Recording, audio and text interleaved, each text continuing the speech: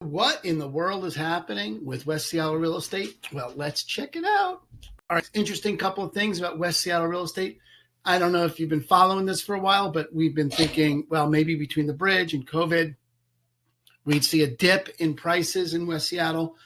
It looked for a couple of months that we had an increase in sellers, people trying to get out. But even with the West Seattle Bridge not being repaired, even with COVID, even with the threat of the First Avenue Bridge going down soon, we don't see a drop in prices. We see a slower increase in prices than the overall King County, but we don't see any major dip in prices. You can see we are at a 4% increase. We were double-digit increases in King County overall, which includes West Seattle.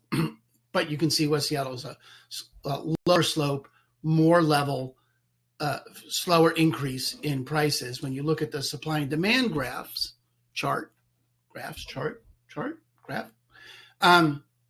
a couple interesting things. The blue is the demand. Those are the houses that went under contract. And the green is the inventory, the supply. You can see that here it is, November, demand outstripped supply.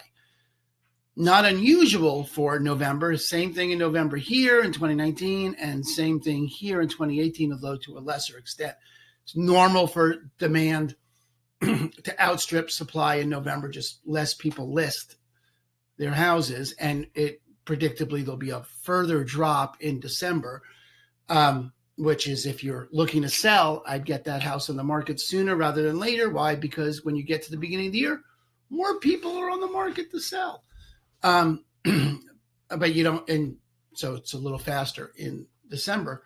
But you can also see overall that while at the beginning of the pandemic, we could see that there was a much greater supply than demand. And that was unusual for King County here in the beginning of this pandemic. The June, July, August, you had much more supply, but supply has completely dropped off and demand really hasn't dropped off at all. In fact, it's a little bit increased.